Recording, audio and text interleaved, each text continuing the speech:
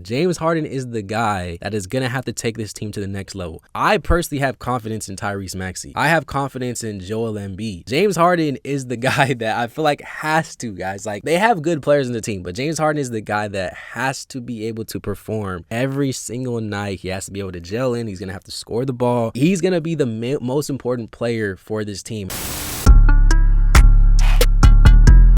So guys, boom! If you're excited for the NBA basketball season this year, make sure to smash the like button and subscribe to the channel. And I'm going to be giving you guys my personal 100% honest playoff predictions for the Eastern Conference. So if you guys want a Western Conference video, make sure to subscribe to the channel, like the video, do all that. And I'll probably drop the Western one probably tomorrow. So definitely stay tuned. So let's go and get straight into this video. So at number 8, I'm honestly probably going to skip the play-in tournament and whatnot. But for the Eastern Conference at number 8, I personally have the Brooklyn Nets finishing number 8 in the Eastern Conference. Now, I really don't know, guys. I just feel like there's something missing.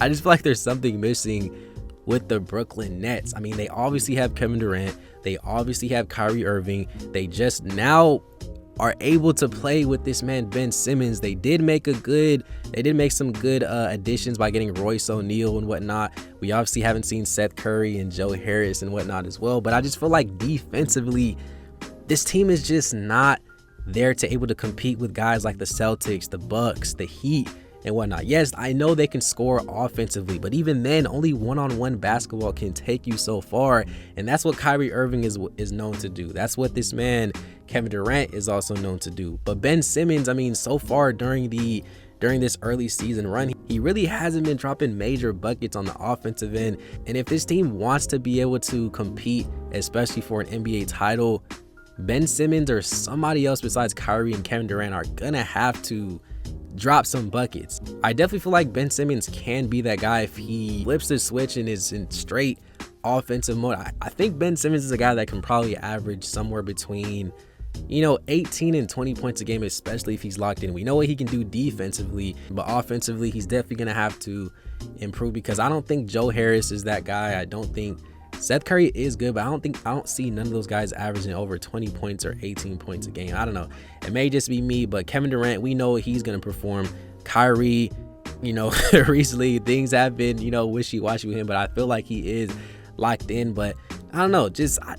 I don't know. It may just be me. What do you guys think about the Brooklyn Nets? But I just feel like there's something missing. Losing Blake Griffin to the Boston Celtics, I definitely feel like that probably hurt him. He was actually very, very underrated in my opinion, especially in the playoffs. But yeah, the Brooklyn Nets, I definitely have them finishing somewhere in that 7 to 8. The Cleveland Cavaliers, I have them finishing at the 7th spot. I do know so far Darius Garland I don't think he's actually played. Well, he did play, but he got hurt in that first game. He hurt his eye. But I don't know. I feel like whenever this team is fully gelled in, and the fact that they got this man Donovan Mitchell, we know what Donovan Mitchell can do. We know what playoff Donovan Mitchell can do. And you pair that up with a young team like the Cleveland Cavaliers with Isaac Okoro, Evan Mobley, who I feel like is going to take that next step.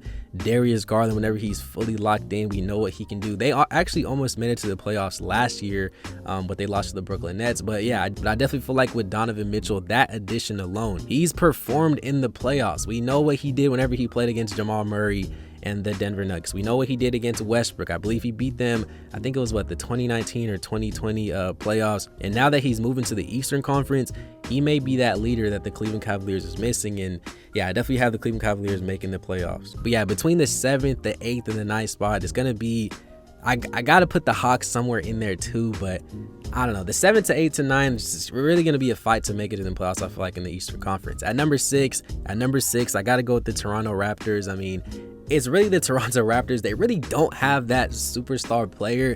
We know they have Pascal Siakam. We know they have Fred VanVleet, but they don't have that superstar to take them to the next level. I see the Raptors just that team that's just always going to make it to the playoffs, but they're not going to be in contention of actually winning the playoffs. Last year, they finished as the 5th best team in the Eastern Conference, and they did lose to the Philadelphia 76ers and James Harden and Embiid. So although the Toronto Raptors are a good team, they just, I don't know, they're really just like a mid team, if we're just gonna be honest. At number 5, I gotta go with the Philadelphia 76ers. I mean, right now they have not won a game as I'm recording this video. The 76ers, they are 100% all gonna be all in. James Harden, guys. James Harden is the guy that is gonna have to take this team to the next level. I personally have confidence in Tyrese Maxey. I have confidence in Joel Embiid. James Harden is the guy that I feel like has to, guys. Like, they have good players in the team, but James Harden is the guy that has to be able to perform every single night. He has to be able to gel in. He's going to have to score the ball. He's going to be the most important player for this team. And guys, I don't want James Harden as this passing point guard James Harden. Yes, he can do that. I get it. He's actually one of the best point guards whenever he is locked in and he's trying to be a floor general and whatnot. I believe he's arguably one of the best assist guys in the league. He plays super good whenever he has a good big like Embiid, and we know what he did whenever he was playing with Clint Capella. But James Harden, we need him to score the ball, guys.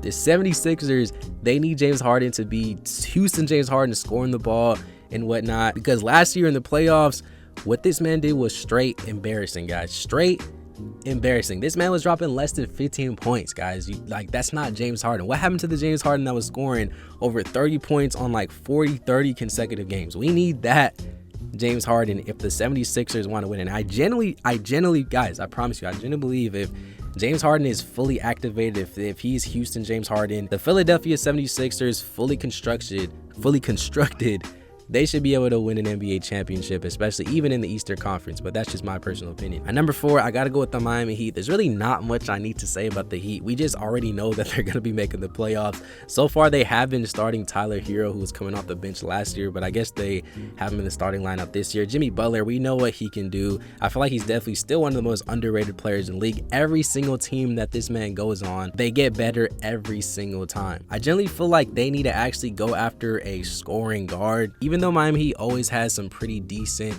or pretty far playoff runs, I still do think they're missing that one player, that one superstar scoring type guard that can take them to the next level. I already like Bam Adebayo as their big. They have Jimmy Butler, obviously. Tyler Hero, he definitely should come off the bench. Kyle Lowry is cold, trust me. But I feel like if they were to go after a guy like a Kyrie, after a guy like a Damian Lillard, shoot, even Westbrook, guys, even Westbrook. If they had Westbrook, I definitely feel like those type of players could take them over the hump. But yeah, there's really not much to say about the Heat. I have them finishing number 4 in the Eastern Conference. At number 3, I got to go with the Chicago Bulls. I mean, guys, DeMar DeRozan, easily one of the best, or if not the best 2-guard in the league whenever he is fully locked and loaded. I don't think they made too many changes heading into this year. They still have Patrick Williams, Zach LaVine, Alex Caruso. I do think if they can stay healthy, if the Chicago Bulls can definitely stay healthy, and if they can all buy in, and if DeMar DeRozan is DeMar DeRozan, this team can potentially make it to the NBA Finals. They're probably my sleeper team to make it to the NBA Finals. I feel like they don't really get talked about too much.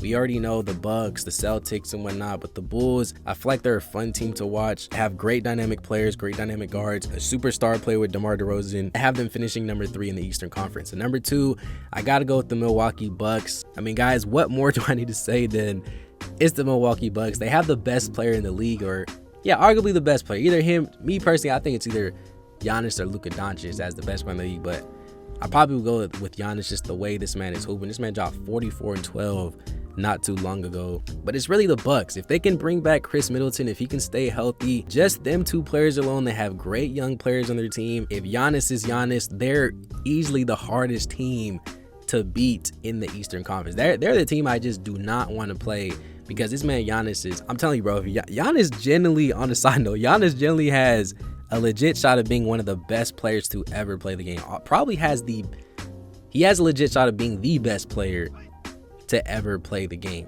Call me crazy, but I genuinely believe it. His playoff run whenever he beat the Phoenix Suns 2 years ago was definitely one of the most underrated that I've ever seen in my entire life. It honestly just does not get talked about enough. But yeah, Giannis, that dude is straight to go. I already have them finishing number 2 in the Eastern Conference. I don't think they'll probably take it too serious, but just considering who they have, Giannis plays hard every single game.